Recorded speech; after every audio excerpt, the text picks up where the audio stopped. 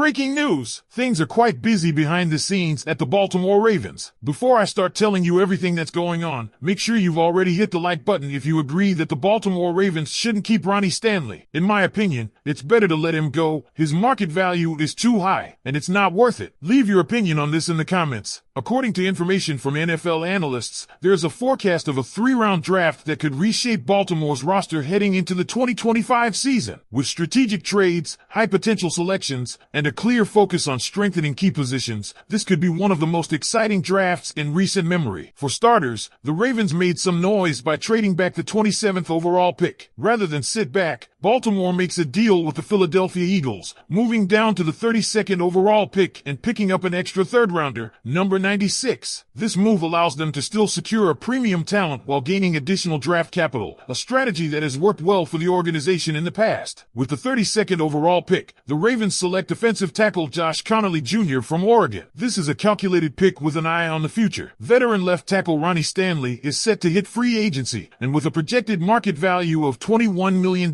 per year, it seems unlikely that Baltimore will be able to retain him given their current cap space of just $8.91 million. Even if the Ravens can create more financial flexibility, committing that much money to a player who has struggled with injuries in the past may not be the best decision in the long run. Connolly Jr. is an exciting prospect, ranking as the 4th best tackle in the draft according to Mel Kiper Jr., behind Will Campbell, Kelvin Banks Jr., and Josh Simmons. His pass protection skills stand out. He posted an impressive 83.5 pass blocking grade in 2024, allowing just 1 sack over 965 snaps. His technique is polished, his pad level is excellent, and his stunt recognition is among the best in this draft class. However, his run blocking remains a work in progress, and at 6 feet 4 inches, 315 pounds, his anchor strength could use improvement. Still, for a team that has relied heavily on protecting Lamar Jackson, Connolly Jr. provides an immediate solution at left tackle if Stanley departs. Moving on to the 2nd round, Baltimore continues to prioritize the trenches by selecting edge rusher Kyle Kennard out of South Carolina at number 59. Some analysts view this as a slight reach, as Mel Kiper Jr. only ranks him as the 10th best outside linebacker in the draft class. However, Kennard's production in the SEC speaks for itself. He led the conference with 11.5 sacks and 39 pressures in 2024. A former Georgia Tech transfer, Kennard has shown steady improvement every year and brings a rare blend of size and athleticism. While his game is still developing, his ability to disrupt the backfield makes him a valuable addition to a defense that could use another impact pass rusher. With 2 selections in the 3rd round, Baltimore shifts its focus to offensive firepower, starting with wide receiver Jalen Royals from Utah State at pick number 91. This is a fascinating pick for a team that already has Zay Flowers and Rashad Bateman, but lacks a true outside receiving threat. Royals was dominant in limited action last season, racking up 834 yards and 6 touchdowns in just 7 games before a foot injury ended his campaign. His ability to stretch the field makes him an intriguing fit in Baltimore's offense, especially if he can return to full health. One concern with Royals is his injury history, but he showcased promising flashes at the Senior Bowl and has reportedly been rising up draft boards. If the Ravens are looking for a value pick at wide receiver, this could be it. Considering how much Baltimore has struggled to find consistent receiving production in recent years, adding a potential playmaker like Royals could pay off in a big way. Finally, at pick number 96, the Ravens used their extra selection from Philadelphia to bolster the defense by drafting linebacker Barrett Carter out of Clemson. Carter has been a tackling machine throughout his career, racking up 82 tackles, 16 pressures, and 7 pass breakups in 2024. What makes this pick especially interesting is how it impacts Trenton Simpson, who was expected to take on a bigger role in the Ravens linebacker core, but played just 15 total snaps in the final 4 games of the season. If Simpson doesn't take the next step, Carter could step in and immediately challenge for playing time. Even if Simpson sticks around, adding Carter provides much-needed depth at a position that has quietly become a concern for Baltimore. Looking at the draft as a whole, the Ravens prioritize key needs, but leave one major position unaddressed: cornerback. This mock draft assumes that Baltimore will address cornerback in free agency, possibly targeting DJ Reed or Charvarius Ward, both of whom could be signed for around $14 to $15 million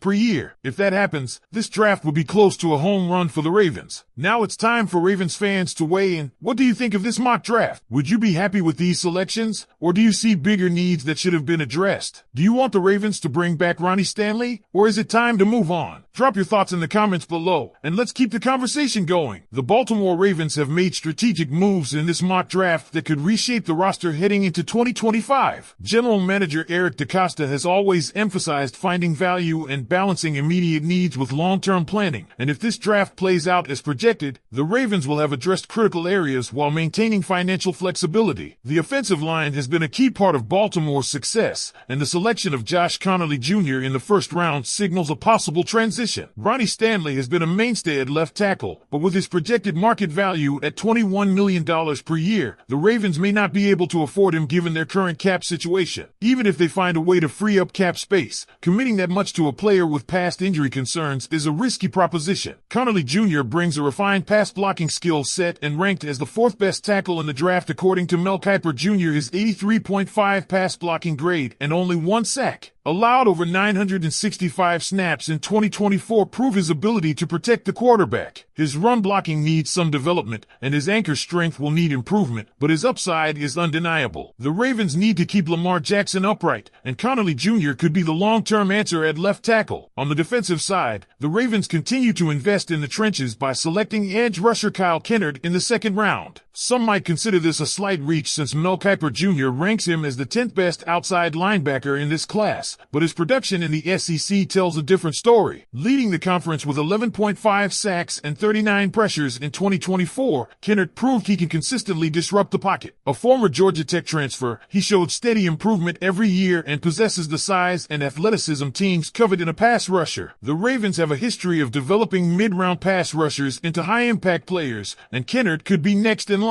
His natural athleticism stands out, but he will need to refine his technique and expand his pass rushing repertoire to maximize his potential. The Ravens may have found a future star if their coaching staff can tap into his abilities. The addition of wide receiver Jalen Royals in the third round addresses a lingering issue for Baltimore. The team has struggled to find consistency at the position, and while Zay Flowers and Rashad Bateman offer playmaking ability, neither has truly established himself as a dominant outside receiver. Royals brings the ability to stretch the field, recording 834 yards and 6 touchdowns in just 7 games before a foot injury ended his season. His ability to win contested catches and create separation outside the numbers makes him a great fit for an offense looking for a deep threat specialist. The biggest question will be his health and whether the Ravens still plan to sign a veteran receiver in free agency. If they do, Royals could be eased into the rotation, but if not, he might be expected to contribute immediately. Injuries have been a concern for the Ravens receiving core in recent years, so adding another weapon like Royals could be a smart move. The selection of Barrett Carter at pick 96 may not seem like an immediate necessity, but upon closer inspection, it makes a lot of sense. Roquan Smith is locked in as the leader of the defense, but Patrick Queen's future remains uncertain, and Trenton Simpson has not yet proven he can handle a full-time role. Carter is a tackling machine with 82 tackles, 16 pressures, and 7 pass breakups in 2024. He has played at a high level in college and provides insurance in case Simpson does not take the next step. Now the question is for Ravens fans to decide. Would you be happy with this draft class? Do you believe Josh Connolly Jr. is the right choice at left tackle? Is Jalen Royals the missing piece in the receiving core? Should the Ravens have prioritized a cornerback? Drop your thoughts in the comments and let's get this debate started.